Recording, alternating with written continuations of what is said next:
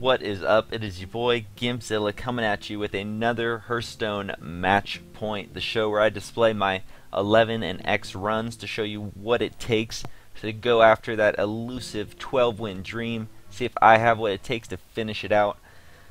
So, who do we have this week? Rexar's coming through. Rexar has come out to display his talents in the arena in what I would just call a mid-range hunter. We have minimal early game. Gimpzilla, freezing trap gives us great tempo. Tracking lets us kind of pick out a perfect 3-drop, or who knows what we're going to need exactly in that situation. Tracking just kind of gives it to us, and we don't have insane cards that we don't mind throwing one or two good ones away in that case. Anyways, we come on down after our meager early game. It just barely holds out. We come into a plethora of great 4-drops, 3-drops as well. We got Dragon Link Mechanic. It's nice. It gives you a nice board control. Spreads out. Gnomish Inventor giving you tempo. Nice Yetis, Shredders, Twilight Drakes being the real backbone of that situation. And then moving down, once our mid-range kind of comes down, big beefy Yetis, big beefy minions that they're dumping their early game 2 and 3 drops into. Then comes the power of the hunter right here. This is my late game hunter. Dr. Boom, Savannah, Highmane, Boulderfist, Ogre, Anti-Keelbot if I'm losing the race, but that's so rare, guys. And basically how the deck plays out is my early game, I drop something, trade as best I can. My 4-drops end up start going to the face. They're desperately trying to kill the 4-drops. Then I play a 7-drop. Then I'm using Hunter Hero Power, and it is over before they know it. They're fighting from about 10 HP, and at that point it's 5 turns with me at roughly 20 to 30 health, and them dwindling, being forced to trade into my minions. Unfavorable trades every turn, and every turn I'm just pumping out 2 damage to the hero. So here we go, guys. That's the way it's working. It's a tempo hunter, tempo mid-range hunter with a Dr. Boom, Savannah Highmane, Sea Giant. Let me just say, I guess before we go into it, huge synergies that have been working throughout the day. Sea Giant and Unleash the Hounds. I've literally cast them for 0 mana during this draft. I also cast them for 1 mana in multiple games. Unleash the Hounds has kind of been a backbone all-star, I would say. Shout out to Unleash the Hounds. Shout out to Animal Companion as being, and I guess Freezing Trap also, you're going to sneak in there as one of my honorable mentions. But those 3 cards have really been giving me great tempo that allows me to continue going face, ignore some board states that I wouldn't otherwise be able to ignore because I have these AoE options and I have powerful minions on 3 and tempo through Freezing Trap. So I have these great options that allow me to go face longer than an average deck, and that is what enables me to finish them off with my hero power once they're at like 10 HP. So excellent cards. Anyways, guys, let's get into it without further ado. I appreciate you watching. Make sure you like, subscribe, comment down below on how you play Hunter, and what was the last Rexar draft that you had? How high did you get up there? I love it. He's great tempo, aggro, aggressive, stomps mages. Paladins are a decent matchup. Priests are kind of the worst matchup for it right now. Warriors as well, but you really don't see warriors that often, so it's really just priests and druids to an extent. We'll see how it goes. So let's dive right in there, guys. We'll get into that 14th game. Is that what this is? 11 and 2. This is the maximum. This is I've gotten maximum value out of my 150 entry fee.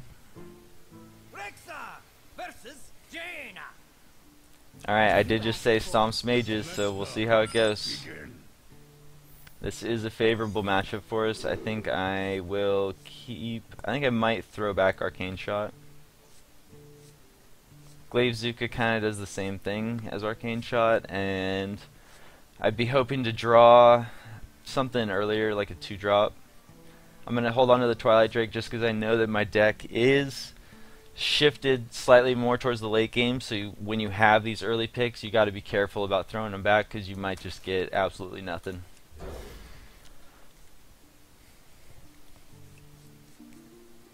There you go. I'm actually happy to hold on to a Dr. Boom though. It means I'm not going to be digging for him in the late game. I will play my Clockwork Gnome right off the bat.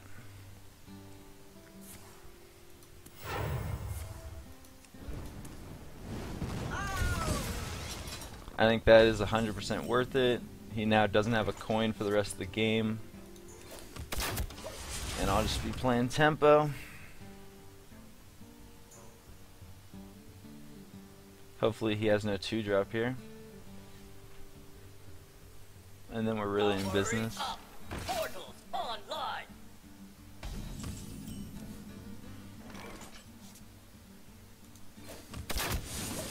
So not an ideal start for me, but I'm going to start playing those late game cards that I was talking about.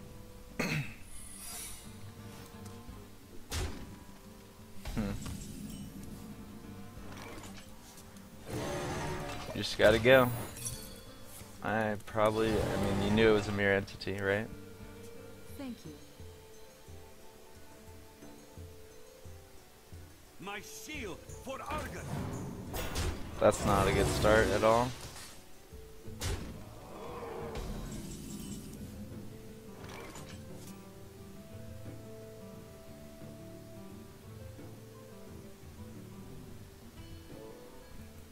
So it's looking like this guy plus tracking.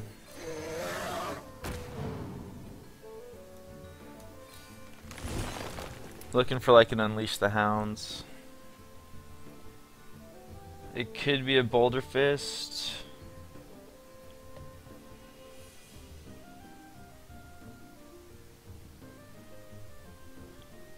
This is really actually a very hard tracking, to be 100% honest. It might just be a Boulder Fist. I have Rusty Horns to make them taunt. And I have none of the pump synergy for Unleash the Hounds right now, so...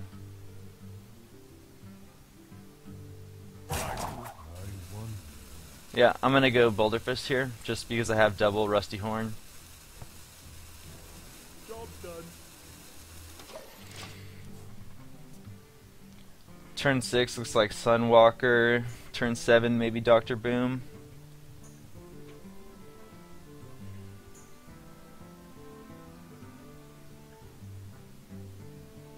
Turn 6 maybe Boulder Fist. We'll see how he deals with this Drake right here.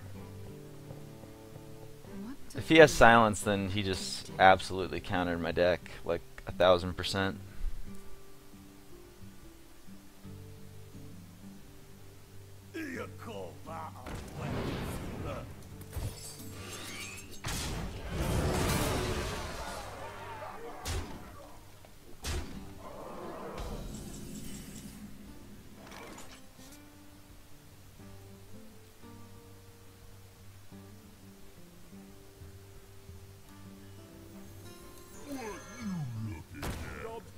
So I'll play that out, and then in the case that he goes face right here, I can do Sunwalker and Taunt.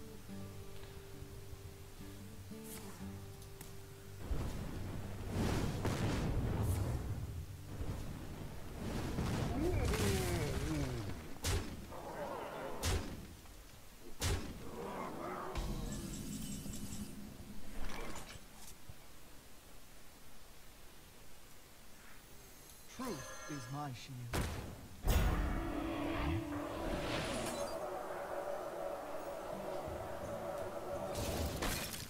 Job done.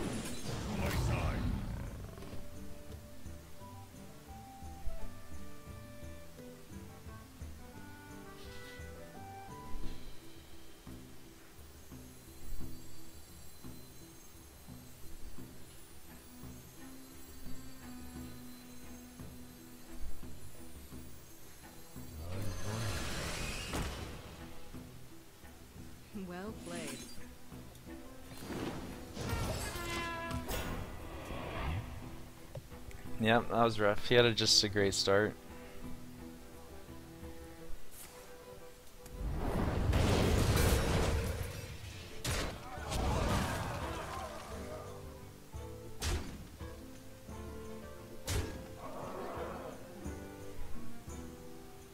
Right here I need to unleash the hounds.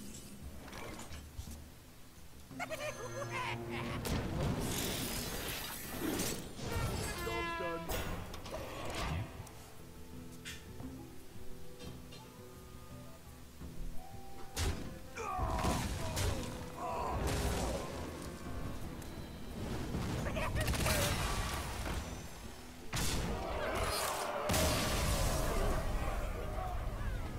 Well,